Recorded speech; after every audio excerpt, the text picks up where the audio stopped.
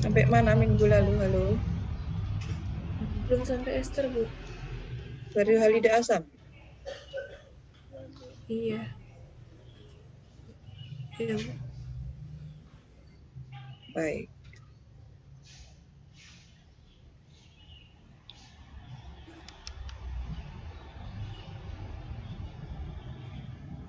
Nah, seperti yang pernah saya sampaikan ya, bahwa reaksi yang terjadi pada semua senyawa turunan karboksilat itu adalah sama ya, hampir sama ketika mengalami reaksi substitusi nukleofilik. Jadi kesamaan tipe reaksi tersebut dikarenakan pada derivat asam karboksilat itu terdapat gugus yang elektronegatif, sehingga gugus tersebut mudah lepas atau disebut sebagai gugus pergi, sebab sifatnya yang sangat kuat menarik elektron sehingga dia dapat lepas. Nah, sehingga ketika nanti ada nukleofil yang akan masuk, maka sifat reaksinya adalah pergantian. Nukleofil masuk, kemudian gugus elektronegatifnya akan lepas. Hal tersebut berlaku juga untuk nitril ya. Meskipun nitril tidak mempunyai gugus elektronegativitas, tetapi dia dapat kembali menghasilkan asam karboksilatnya ketika direaksikan dengan air. Memang nanti untuk nitril tentu saja di reaksi yang terjadi nanti bukan substitusi nukleofilik ya, tapi maksudnya dia masuk dalam kelompok senyawa derivat itu karena sifatnya itu tadi yang dapat kembali menghasilkan asam karboksilat ketika direaksikan dengan air. Gitu. Nah, sepertinya kemarin sudah sampai latihan dengan Grignard ini ya. Iya enggak? Ya, Bu. Ya, betul ya. Nah, Grignard di sini juga bisa berfungsi sebagai nukleofil, di mana nanti R-nya ini yang berperan sebagai donor elektron. Kemarin ini sudah ya.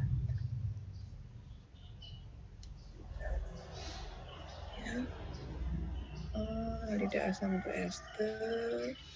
Ya, jadi intinya tadi begitu ya, ketika nanti halida asam direaksikan dengan alkohol, maka tentu nanti akan menghasilkan. Nah, Anda bisa latihan untuk ini butanoil klorida. Butanoil klorida di sini berarti kan dia punya C sebanyak berapa? 4 ya. Nah, 4 itu nanti ketika dia direaksikan dengan etanol,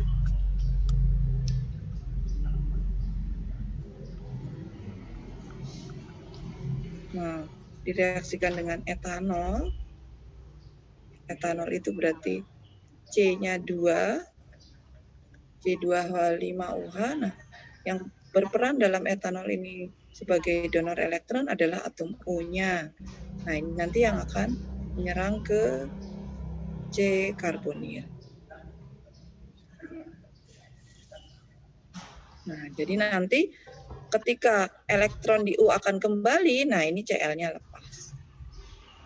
Maka jelas ketika halida asam direaksikan dengan alkohol, dalam hal ini etanol, maka produknya adalah ester. Ester ini tata namanya sudah kita bahas ya, pernah di materi asam karboksilat. Itu kita sebut dulu ininya.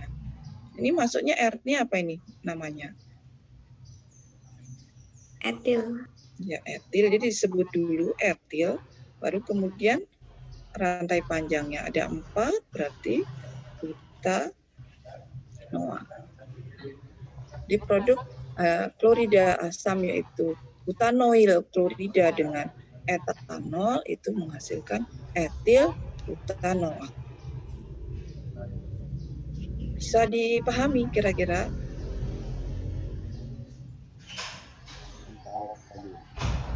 Oke.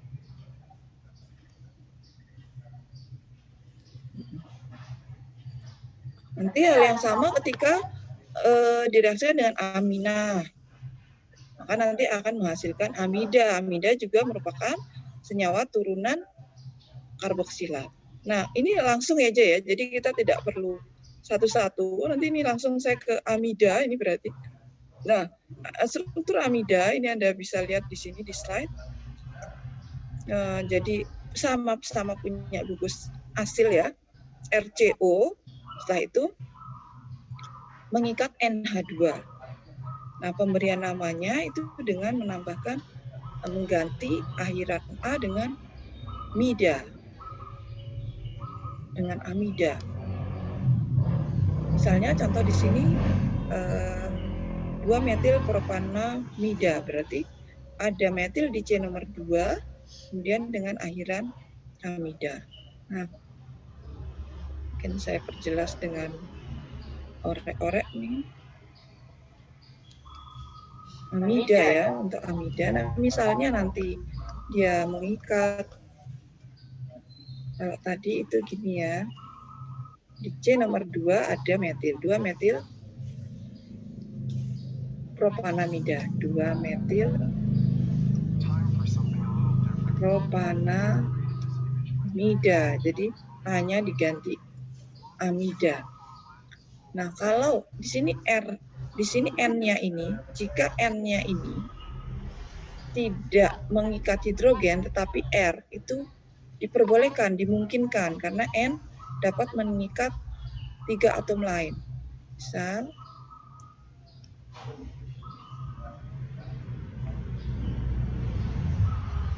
mengikat H dan 1 alkil misalnya ya. Ini kan bisa. Maka pemberian namanya nanti karena N di sini mengikat 1 alkil, nah kita sebut N-nya N, kemudian alkilnya itu apa? Metil ya, alkilnya metil. Berarti N metil, kemudian sama rantai panjangnya ada 4 di situ, berarti butanamida. N-metil butanamida. Begitu. Nah, kalau mengikat 2 alkil ini masih mungkin ya, jadi hanya diganti alkil lagi. Maka di sini bisa NN. Contoh di bawah ya.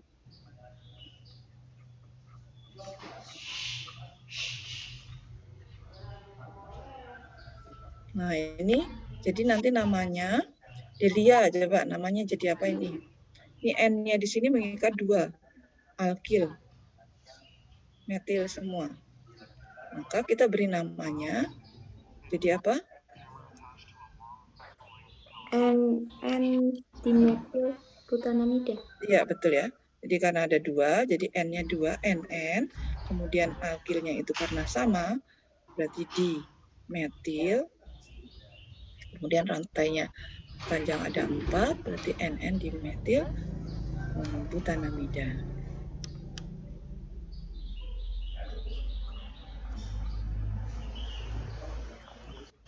Begitu ya.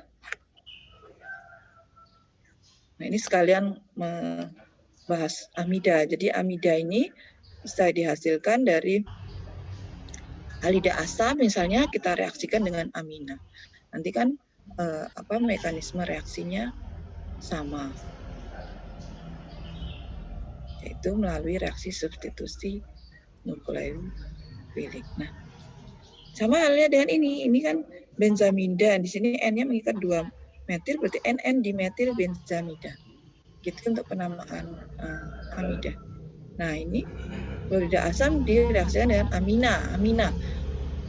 Amina berarti NH3 atau N mengikat R ya, misalnya metilamin, dimetilamin, ya ini amina. Amida itu ada gugus CU-nya. COR, CU, baru N, itu da jadinya. Hampir mirip-mirip namanya. Jadi kalau mau dibuat kesimpulan, kalau nanti klorida asam direaksikan dengan amonia itu menghasilkan amida primer, direaksikan dengan amina primer menghasilkan amida sekunder. Itu hanya nanti di sini kan perbedaannya di N yang mengikat R. Saya kira nggak ada masalah. Juga anhidrid asam. Nah ini saya terangkan terkait cara memberi namanya ya. Kalau anhidrid itu berarti tanpa air, asam yang kehilangan air. Memang anhidrid asam karboksilat itu dihasilkan dari asam karboksilat yang 2 molekul asam karboksilat yang kehilangan air, molekul air. Makanya disebut anhidrid.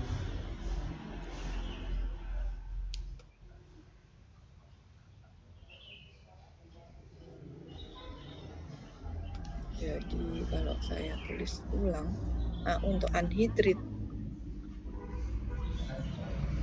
ini yang sederhana ya. Ini misalnya ini asam etanoat dengan asam etanoat, 2 molekul asam etanoat.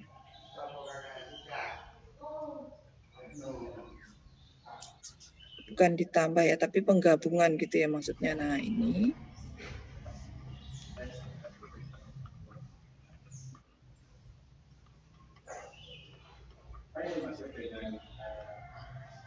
jadi ini antara ini dengan ini diambil airnya. Nah ini kan H2O. Maka disebut anhidrat. Anhidrat sama ya. Anhidrit asam apa? Asamnya apa? Kalau 2 ya berarti anhidrit asam etanoat. Boleh di depan, boleh di belakang anhidritnya ya. Atau asam etanoat anhidrit. Enggak apa-apa, enggak masalah.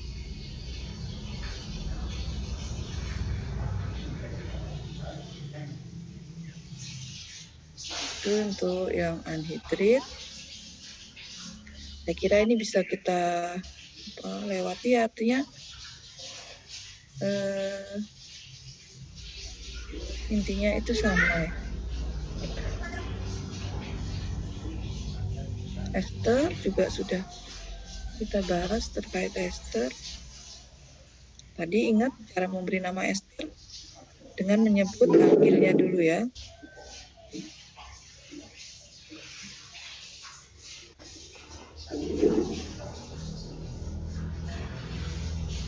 Nah ini kalau dilihat diagram pembentukan ester bisa dibuat dari klorida asam dengan alkohol.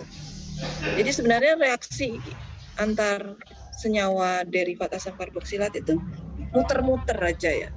Dari A menjadi B, B menjadi A juga lagi bisa. Dari anhidrit asam karboksilat dengan alkohol jadi ester. Kemudian nanti ester dengan amina jadi amida. Ini cuma bolak-balik aja. Nah, ester dengan gridnya juga bisa ya. Yang jelas nanti kan gugus-gugus elektronegatifnya itu kan akan lepas. Nah, nanti kalau ester dengan gridnya dia akan menghasilkan alkohol. Pertama tentu melewati seperti yang Anda sudah kerjakan sebelumnya itu. Jadi ada zat antara sebelum menghasilkan alkohol. Coba kalau di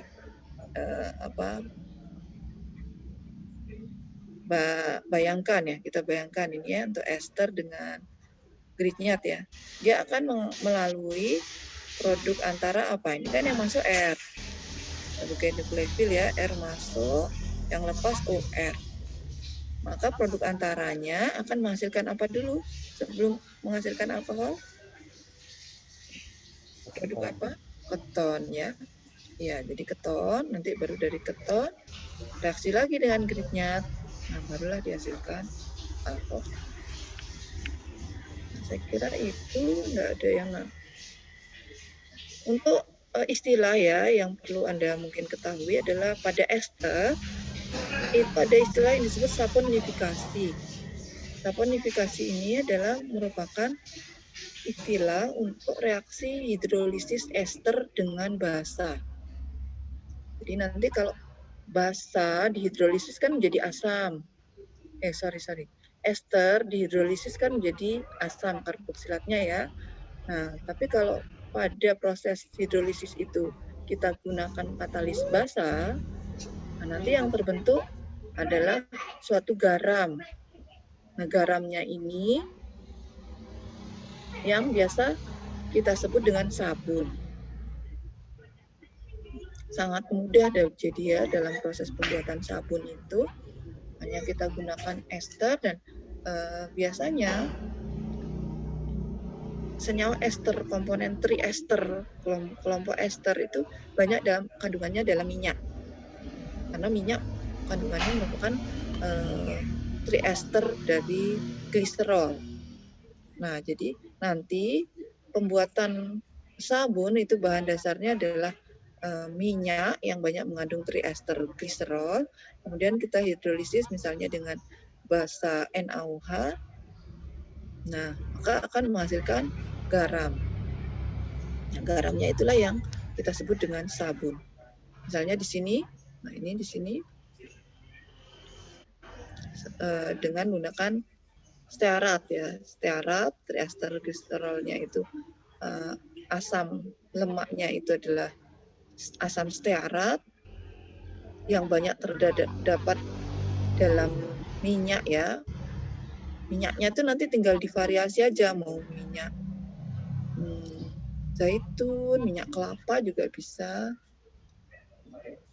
Atau misalnya akan pemanfaatan limbah, itu bisa juga kita gunakan minyak jelantah. Atau minyak tumbuh-tumbuhan. Tumbuh-tumbuhan kan banyak mengandung minyak essential oil ya. Nah, yang wangi-wangi itu justru nanti bisa sebagai minyak yang sabun alami yang berbau harum. Nah, ini sudah sering dilakukan ya, bahkan menjadi salah satu bahan pengabdian masyarakat ya dari prodi kimia untuk pembuatan sabun. Sabunnya sederhana aja nanti kan, apalagi di masa pandemi ini ya, sangat disarankan untuk rajin-rajin cuci tangan dengan sabun. Nah, berarti kan penggunaan sabun tentu akan sangat banyak.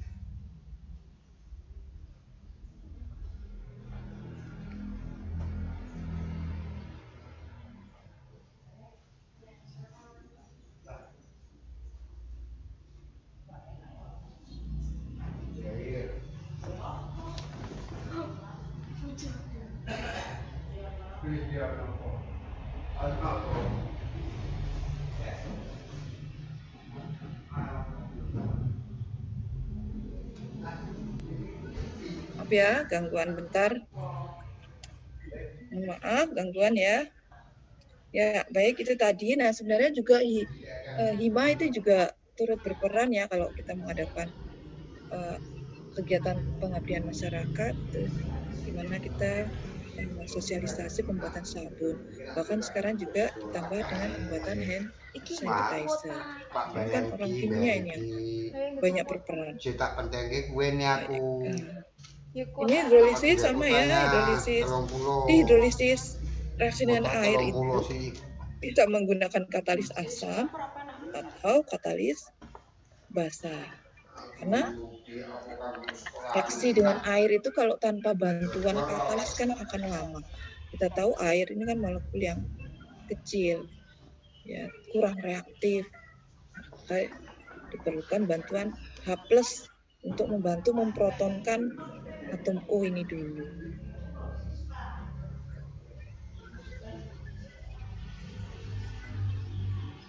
Saya kira nanti bisa di buku itu dilihat bagaimana mekanisme hidrolisis ester menjadi asam oksil.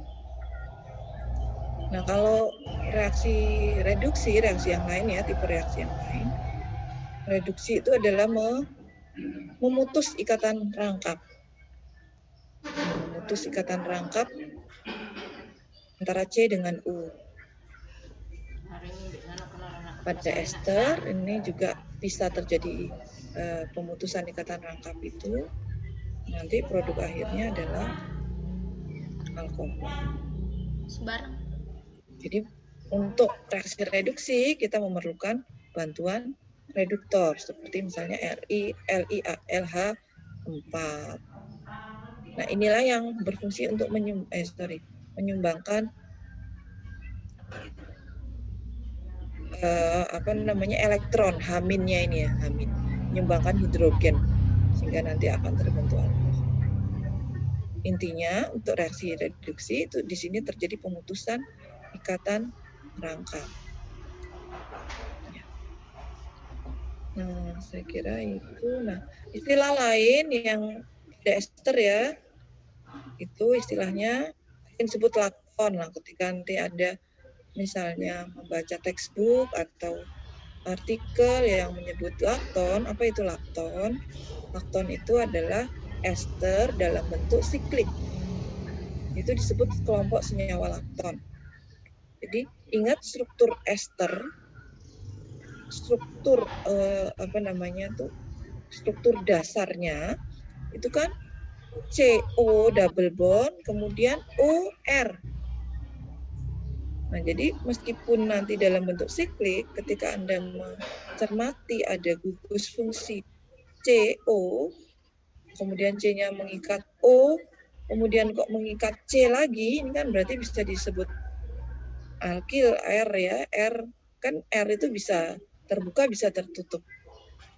Tapi kalau O di sini terus kemudian hidrogen OH, nah berarti kan gugus fungsinya karboksila. Tapi kalau CO, O kemudian dilihat setelah O ngikat apa. Kalau ngikat C lagi, saya ulangi, nah berarti itu masuk kelompok ester. Nah, karena dalam bentuk siklik, maka disebut golongan lakton. Jadi lakton itu ester siklik. Ini untuk diketahui aja ya. Saya kira itu. Nah, istilah lain lagi, ini banyak ini pada ester memang beberapa istilah yang perlu Anda ketahui. Transesterifikasi. Istilah transesterifikasi ini adalah penggantian gugus ester dengan metanol sehingga nanti menghasilkan metil ester. Nah, ini juga sangat banyak aplikasinya. Metil ester ini dapat menjadi alternatif bahan bakar alternatif ya. Misalnya bisa digunakan sebagai pengganti minyak tanah gitu ya. Nah, ini juga sering dimanfaatkan penggunaan reaksi transesterifikasi ini untuk pemanfaatan limbah. Misalnya contoh tadi minyak jelantah tadi ya, minyak jelantah itu kan juga masih banyak mengandung ester asam-asam lemak bebasnya. Nah, itu asam-asam lemak bebasnya itu kita jadikan ester, kemudian kita ganti dengan metanol. Diganti dengan metanol. Nah, nanti metil ester yang dihasilkan itu bisa kita manfaatkan untuk energi terbarukan. Itu banyak sekali ya, ini pengetahuan-pengetahuan dasar di awal ini bisa menjadi ide untuk ke depan Anda misalnya mau melakukan penelitian tugas akhir. Ada banyak tadi, ada sabun, ada tinggal modifikasi aja nanti. Misalnya modifikasi minyaknya, kemudian modifikasi teknik pemisahannya. Seperti itu sudah bisa jadi salah satu bahan penelitian tugas akhir untuk tingkat S1. Saya lanjut ya, saya kira untuk derivat secara garis besar karena sama atau mirip itu bisa cepat. Amida tadi sudah cara memberi namanya sehingga harapannya nanti Anda masalah untuk memberi nama ataupun menggambar struktur senyawanya ya. Karena ini clue-nya nanti kalau ujian biasanya sering saya tanyakan satu soal, bagaimana menggambar struktur atau memberi nama.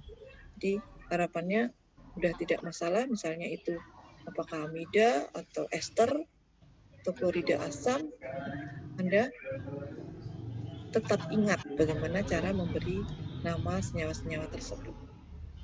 Nggak ada kesulitan ya, ini kira-kira kalau diminta untuk menggambarkan strukturnya, gimana Yogi? Bisa nggak kira-kira? Halo? Bisa? Oke.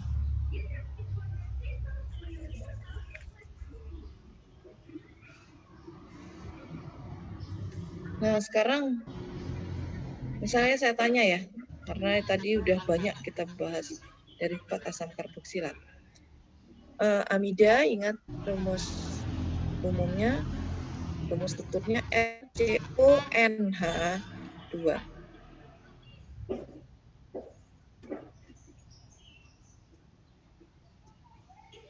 Amida.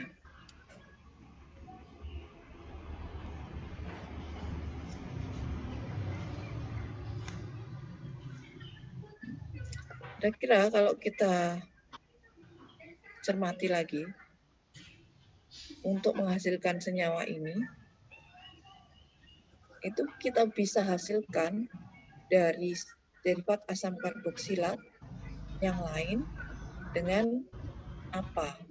Kira-kira ada yang sudah kita bahas ya, derivat untuk menghasilkan amida ini, kira-kira bisa dari reaksi apa dengan apa? Coba siapa ya? Indah Khairun Nisa. Kira-kira Anda punya alternatif menghasilkan amida ini dari derivat asam karboksilat apa? Direaksikan dengan apa? Itu apa? Misalnya itu kan dua metil propana itu direaksikan dengan ester gitu, Bu. Dari ester. Jadi Anda mau dari bahan dasar ester? Iya, Bu. Ester direaksikan dengan apa? Sehingga menghasilkan amida. Jadi Anda menyebut ester. Oke, ester saya tulis ini rumusnya RCOOR, aksen. Ester direaksikan dengan apa? Kira-kira menghasilkan amida. Dengan etanol. Etanol? Dengan amina, Bu. Iya, dengan amina. H3 misalnya ya, N-amina. Nanti kan N-nya yang berperan untuk menjadi donor elektron, kemudian OR-nya lepas. Oke. Terima kasih Indah. Yang lain, ini baru alternatif 1. Yang lain, hasilkan amida Antoni Saputra. Alternatif 2.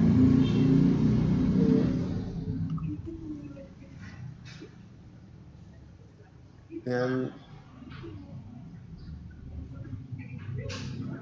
amina dengan ini. Semua bahan dasarnya derivat asam karboksilat ya. Yang sudah kita bahas. Oh ya. Kloroasam plus alkohol. Apa? Ya bukan. Kloroasam plus alkohol. Kloroasam itu apa? Nah,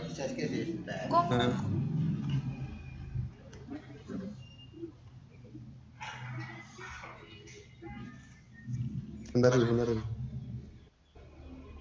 Rumus strukturnya aja. Coba. CH3COCl. CH3COCl. Ini berarti masuk kelompok senyawa apa?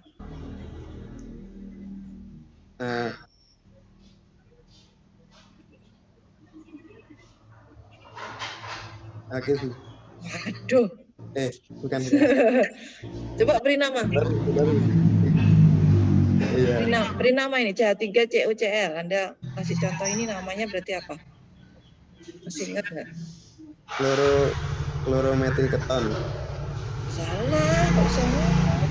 Karena Itu kan keton itu kalau kayak gitu. Padahal keton kan rumus strukturnya RCOR. Ini kan CR, beda. oh iya. Asam klorid. Yo, lupa. Bentar. Siapa yang bisa bantu? Yang bisa bantu siapa? Asam klorida. Apa? Asam klorida? Etanoil klorida. Ulangi siapa? Etanoil klorida, Bu. Iya, etanoil klorida. Ini masuk kelompok senyawa apa? Halida asam. Halida asam ya. Kenapa kok tadi keton? Wah, ini keliru, salah besar keton. Oh ya. Halida asam. Ingat kalau keton kan rumus strukturnya itu OCOR. Jadi dia di kiri kanannya ngikat C. Ini kan bukan, ini C tapi CL bukan CH3 atau alkil. Jadi ini kelompok halida asam. Oke. Antoni, klorida asam sudah dibantu teman Anda. Untuk menghasilkan amida, maka klorida asam ini direaksikan dengan apa? Dengan amida, Bu. Amida amina. Produknya. Amina. Ya, amina. Tadi kamu di awal bilang etanol loh ya. Oh ya, maaf, Bu. Coba kalau etanol jadinya apa? Etanol itu C2H5OH. Kalau nanti klorida asam direaksikan dengan etanol, produknya apa kira-kira? C2H5NH2. Wah, iki loh. Etanol klorida asam yang Ya. yang kamu sebut itu, kamu kan tadi di awal mengatakan direaksikan dengan etanol.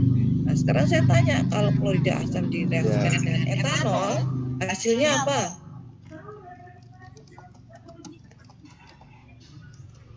C3COO C2H5.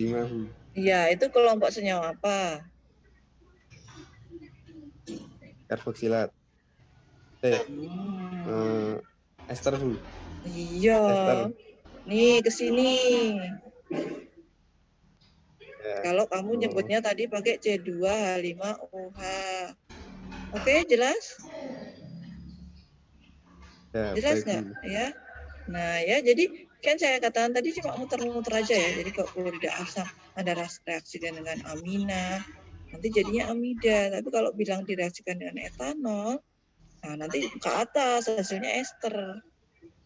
Tuh. Nah satu lagi untuk menghasilkan amida, pakai apa ya? Derivat apa? Yang tadi kita udah bahas. Ketiga.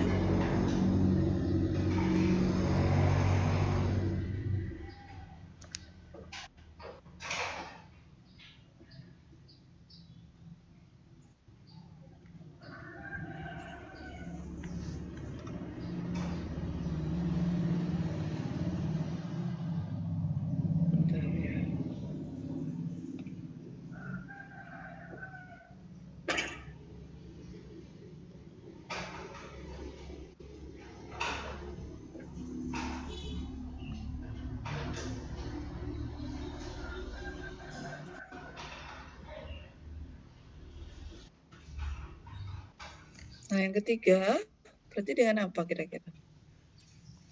Febianca, Febianca.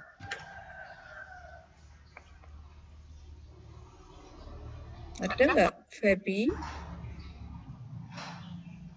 Hadir? Halo Febi?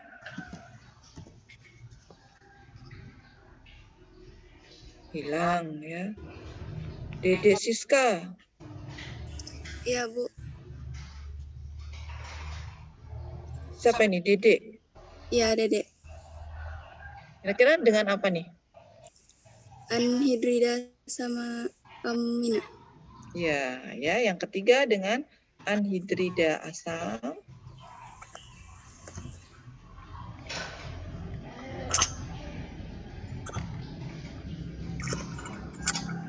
Ini dengan amina. Jadi semuanya ketiganya ini, baik ester, klorida asam, anhidrid asam, dengan amina, semuanya akan menghasilkan suatu senyawa derivat karboksilat yang lain, yaitu amida.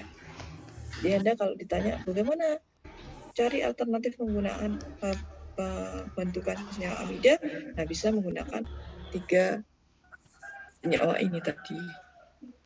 Ya, begitu.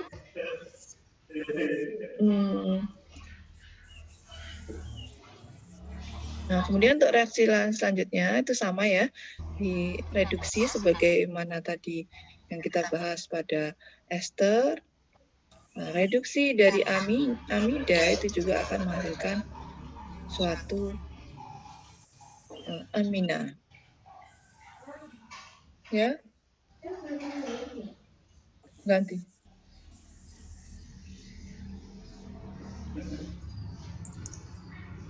Jadi pemutusan ikatan rangkap itu menghasilkan produk senyawa reduksi.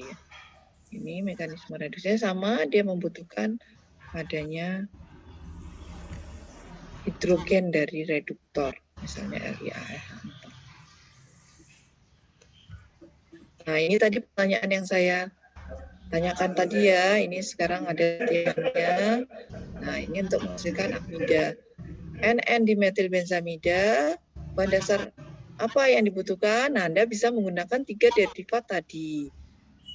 Ya, derivatnya menyesuaikan apa bahan dasarnya, menyesuaikan produk yang dihasilkan ini. Kira-kira bisa nggak mengerjakan soal ini? NN-dimetilbenzamida. Nah, maka yang diperlukan kita menggambar produknya dulu. NN-dimetilbenzamida. Berarti di N ini dia mengikat 2 alkil ya, NN-dimetil. Berarti nanti benzamida. Nah, ini struktur benzen.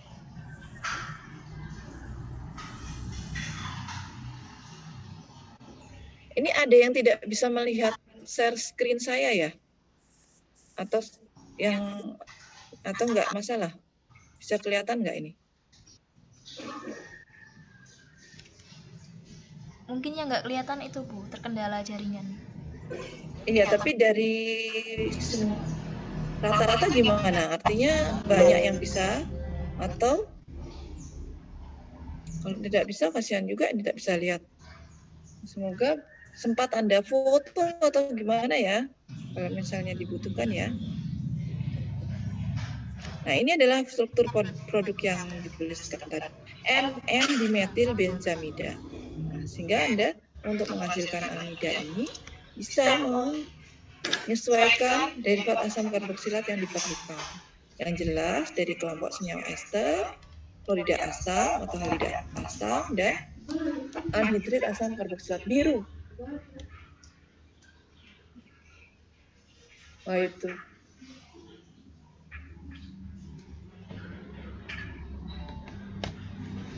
Aduh.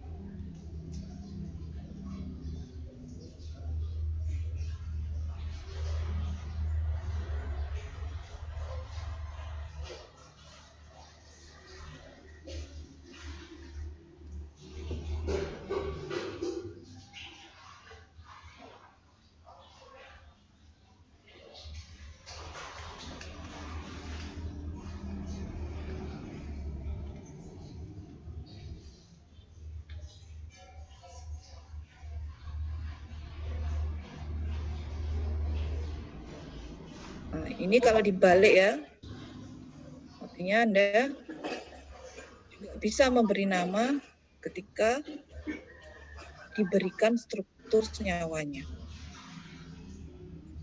Ingat kalau amida, jika dia tidak mengikat alkil di N-nya ini, maka pemberian namanya cukup dengan akhiran amida. Tapi nanti kalau mengikat alkil, kalau satu alkil berarti N-nya 1, kemudian disebut alkilnya.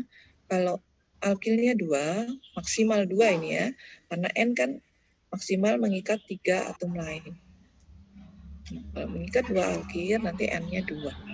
NN. Kalau alkilnya nggak sama gimana? Ya sudah sebut aja NN, misalnya metil sama etil ya. Berarti NN, etil, metil, gitu disebut semua.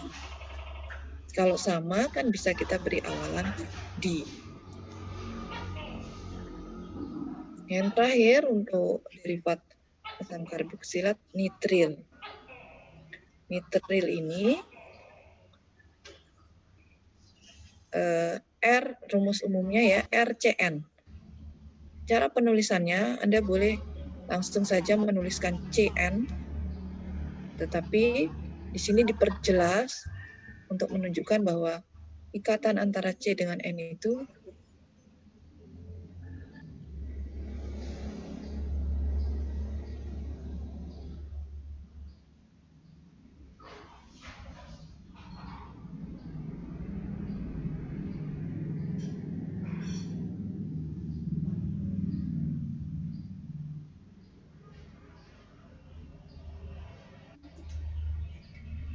jadi untuk menunjukkan bahwa ikatan antara C dengan N di situ adalah ikatan rangkap 3.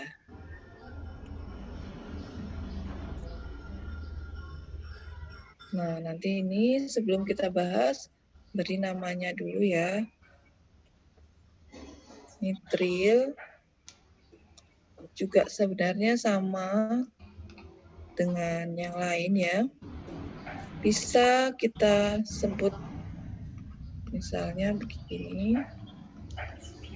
Ini.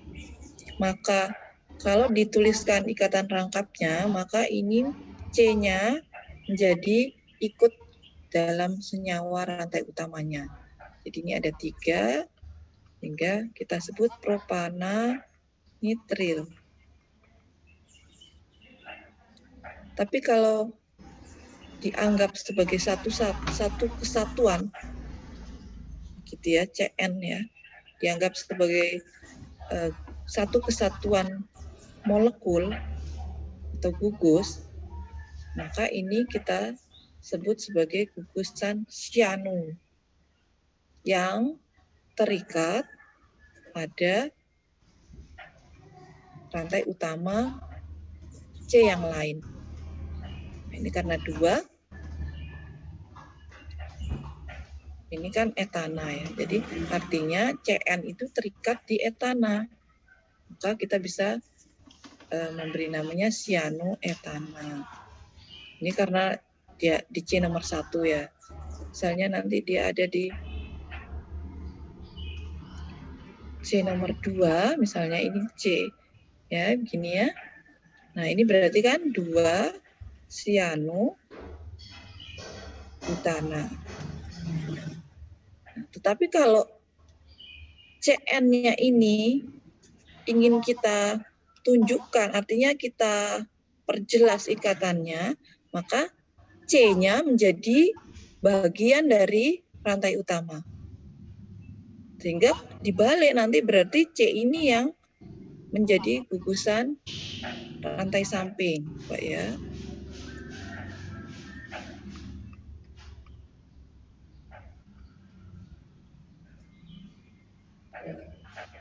Ini kan CN ini berarti kemudian ini. Jadi ini, karena ini dianggap, nah ini menjadi rantai utamanya 4. Terus susah ini ya, mau membunderi. Nah, berarti kan di C nomor 2 itu ada metil 2 metil. Nah, ini menjadi C dari CN itu ikut dalam rantai utama. Ada berapa ini? 1, 2, 3, 4. Jadi namanya 2 metil butana nitril. Jadi Anda bisa memberi nama dengan 2 cara. Mau yang mana boleh. Bisa dipahami nggak? Kalau CN-nya mau diperlihatkan ikatan rangkapnya, maka C-nya itu masuk dalam bagian rantai utama.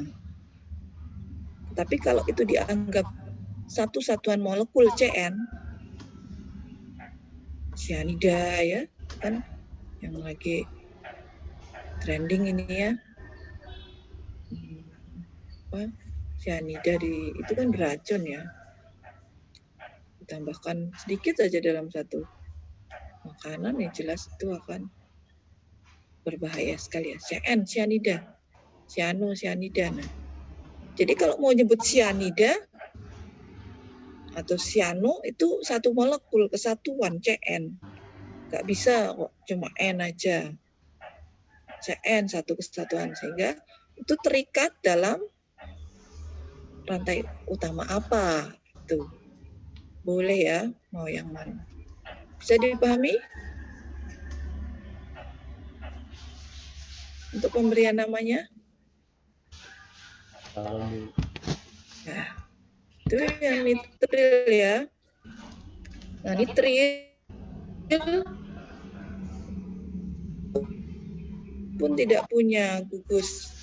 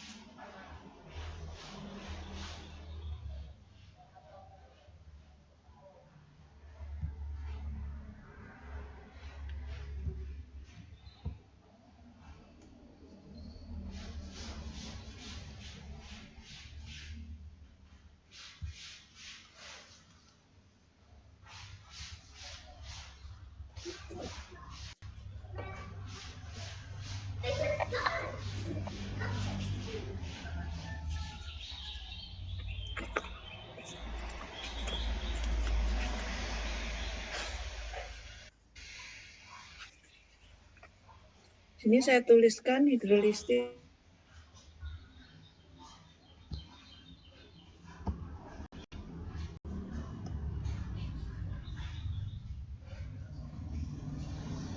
amida. Ini kok susah ini nulisnya.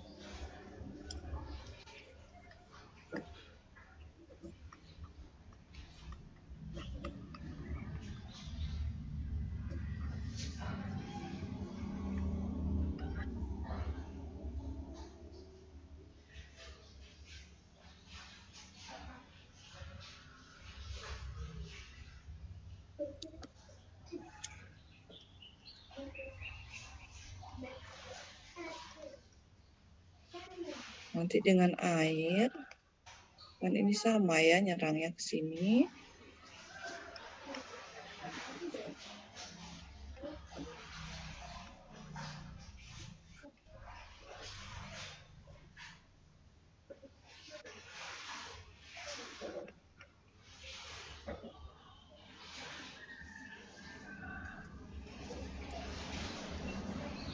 Dengan air H+ lagi, maka menghasilkan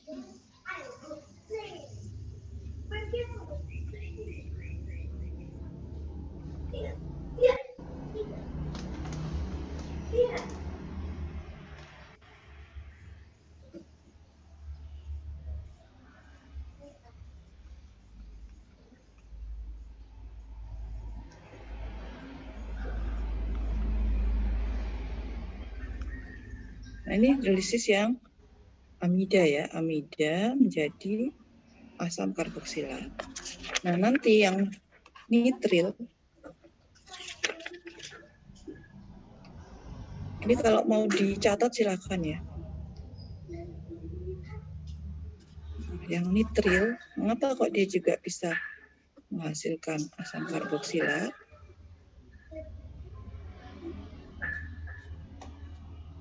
Ini rumus struktur nitril.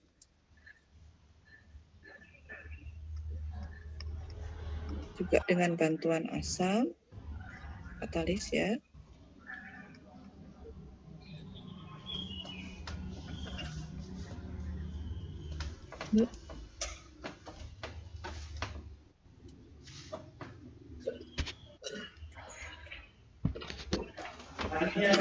Apa? Nah, ada absen geografi? Ya, absen. Absen ya.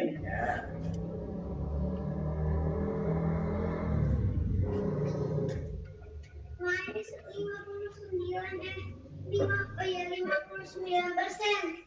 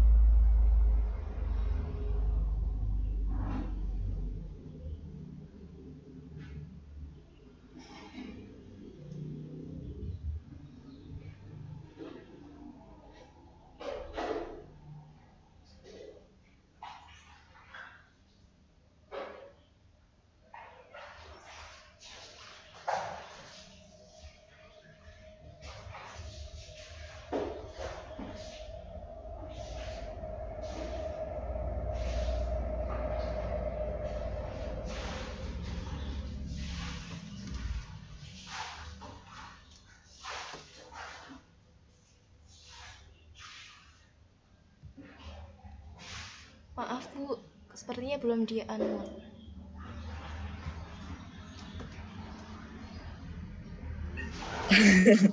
Maaf ya, tadi ngomong sendiri nih berarti. Jadi saya ulangi ya, nitril itu masuk golongan derivat asam karboksilat karena ini dia dapat menghasilkan asam karboksilatnya meskipun melalui pembentukan nitril. Jadi C di sini itu menjadi gugusan karbonil, kemudian N-nya NH2 dengan bantuan katalis tentunya ya. Ini mekanismenya bisa Anda tulis atau difoto. Sudah belum?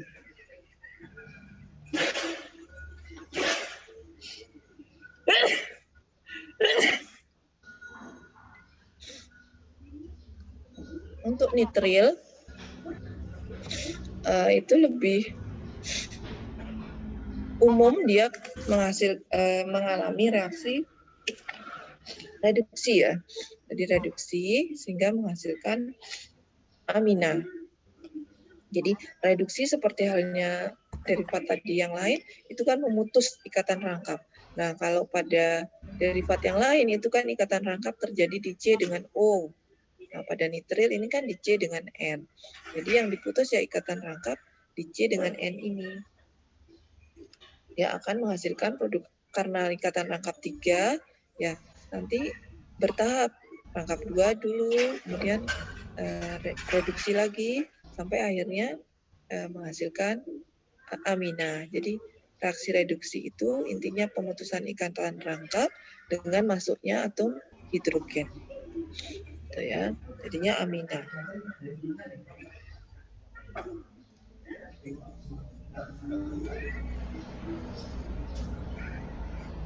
Nah, coba kalau kita latihan ya. 2-metil propananitril. Coba Anda tuliskan struktur 2-metil propananitril. Ini sudah ya, bisa saya clear ya? Bisa? Halo? Bisa, Bu. 2-metil propananitril.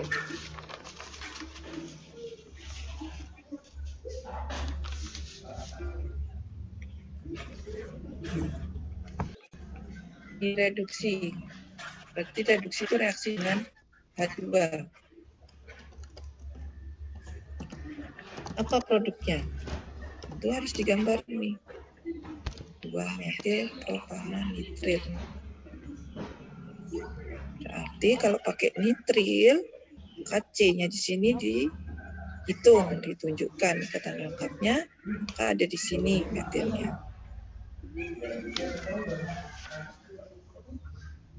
Kira-kira jadi apa kalau tadi reaksi reduksi adalah pemutusan ikatan rangkap dengan masuknya hidrogen. Nah, jadinya apa ini?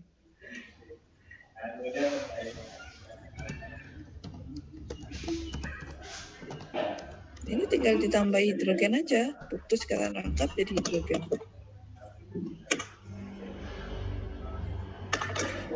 Di produknya tadi suatu amina.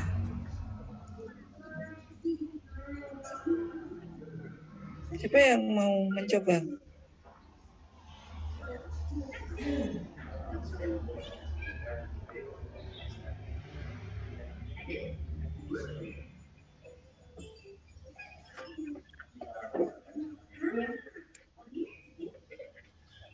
Kalau sulit memberi nama, gimana ya gambarin cara menunjukkan gambarnya, gambar strukturnya. Ini kan jadi gini nih.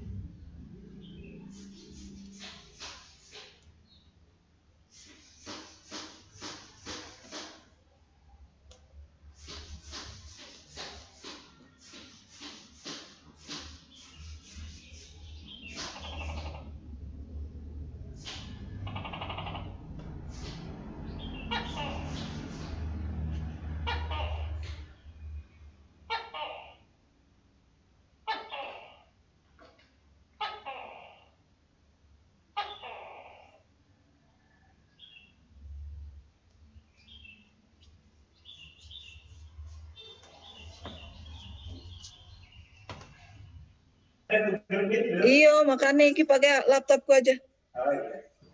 Kenapa pakai laptopnya gini?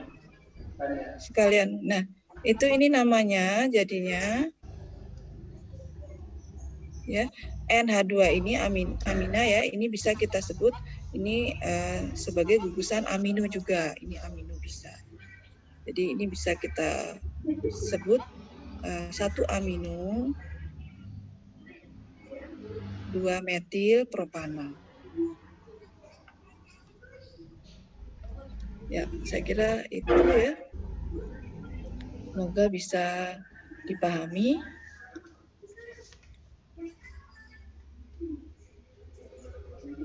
Untuk derivat berarti sudah semua senyawa yang kita bahas. Saya cukupkan.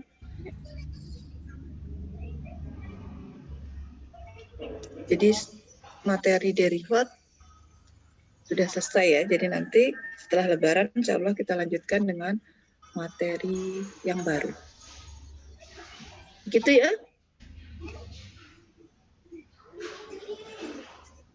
Bisa dicukupkan perkuliahannya? Bisa, Bu. Ya, baik, terima kasih atas perhatiannya. Kita ketemu lagi setelah Lebaran. Assalamualaikum warahmatullahi wabarakatuh. Mohon maaf lahir batin ya. Iya, Bu. Iya, Bu.